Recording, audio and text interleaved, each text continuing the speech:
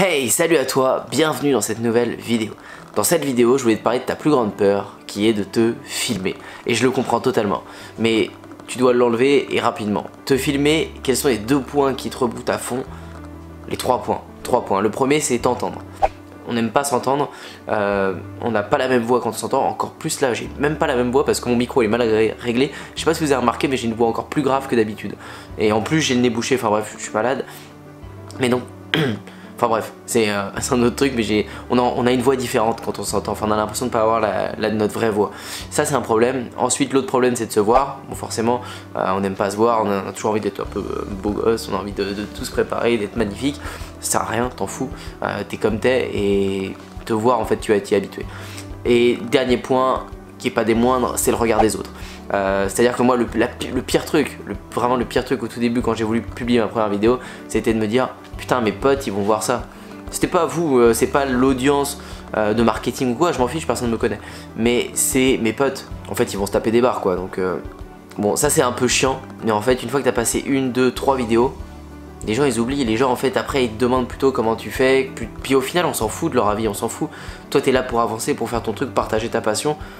Après, ce qu'ils en pensent, on s'en tape. S'ils aiment pas, ils regarderont pas. Et s'ils ont envie de se foutre de ta gueule, ils se foutront de ta gueule et puis voilà, on s'en fout.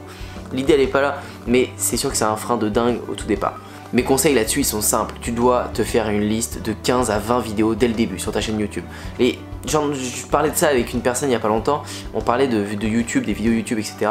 Et elle me disait, c'était une fille, elle me disait ok ouais je vais démarrer ma chaîne YouTube, et je pense que je vais faire une vidéo par mois et un article par mois. D'accord. Et une vidéo par mois et un article par mois, du coup, bah, c'est-à-dire qu'à la fin de l'année, t'as 12 vidéos, quoi. Et 12 vidéos, normalement, ça doit te faire la moitié du mois, quoi. Même pas. C'est une vidéo par jour au début, et minimum. Si tu peux faire 2 vidéos par jour, t'en fais 2. Ça paraît extrême, mais tu peux le faire.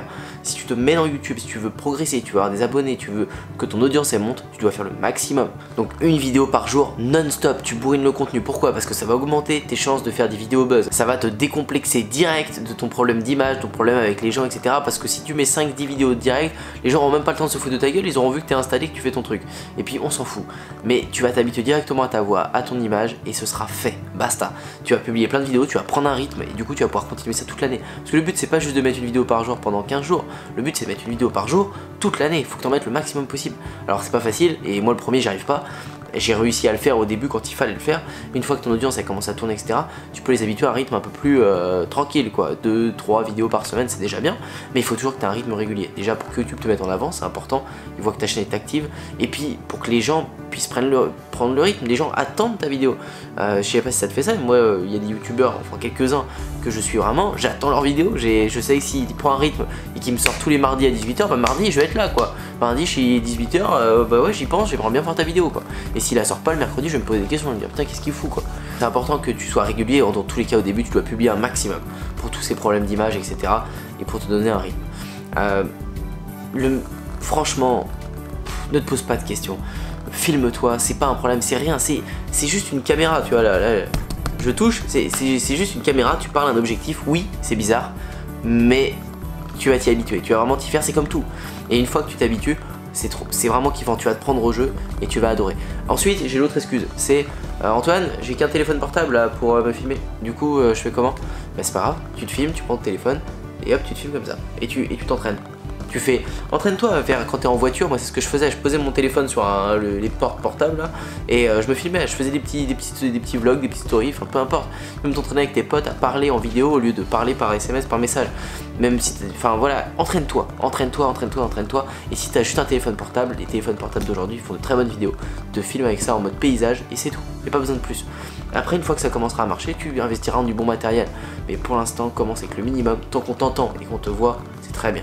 Après les choses à privilégier sont bien sûr le son, c'est important que tu aies un bon son, qu'on t'entende bien, et l'image aussi est très importante, mais ça viendra par la suite. Commence par te filmer, c'est la base. Et ensuite la deuxième étape qui est très importante, qui est pas des moindres, mais je pense qu'il faut mieux le faire dans un second temps, mais c'est important de le faire vite, c'est le live. Moi j'ai mis un peu de temps à déclencher ça, maintenant je le fais sans problème, mais le live c'est plus dur parce que tu vas t'habituer à filmer et tu vas faire des coupures. Moi là souvent, là depuis tout à l'heure je suis en train de tousser, donc je tousse, je fais la coupure et puis je me tourne la tête comme ça, ou je vais boire un petit verre d'eau, puis je repars et puis je reparle. Et En live, tu peux pas faire ça. En live, tu tousses, bah tu tousses, et tu dis pardon, puis tu continues. Et il faut toujours que ce soit rythmé. Et même des fois en live, ça m'est arrivé de dire, enfin je parlais, je m'arrête et puis je faisais mon réflexe, ma mimique, genre je me tourne la tête, je me gratte, machin, puis je repars quoi. En final, je passe pour un, enfin j'avais envie de le faire, je commence à faire ça, je dis ah bah merde, je suis en live. Du coup bah non, bah, je continue et puis il faut broder parce que t'as oublié ce que tu voulais dire. Donc le live c'est encore autre chose, c'est encore une complication, mais il faudra t'y faire, il faudra aussi commencer à ça. Encore une fois, il faut en faire un maximum, puis au début c'est pas grave, t'as quelques personnes. Je te conseille vraiment de... Faut pas que tu arrives avec une énorme communauté de 10 000, 15 000, 20 000 personnes et que tu veux y faire un live tout de suite, s'il y a 100 ou 150 personnes sur le live, ça va te stresser un peu. Donc si t'as que 4-5 personnes, tu peux le faire sans problème. Donc voilà pour mes conseils, publie un maximum dès le début, tu t'en fous du regard des autres et tu vas t'habituer à ta voix, à ton image, mais je sais que c'est les premières craintes. Le matériel on s'en fiche, petit ou gros matériel, commence, c'est tout. La vidéo, la création, c'est ce qui est le plus fort aujourd'hui dans le monde d'internet, de l'entrepreneuriat. Il n'y a pas plus fort, que ce soit dropshipping, vente de connaissances, affiliation, n'importe quoi. Créer du contenu dans une niche qui te passionne, il y a forcément quelque chose qui te passionne dans la vie. Tu crées une niche là-dedans, tu crées des vidéos là-dedans et ça marchera pour toi. Je te dis à bientôt pour une prochaine, ciao.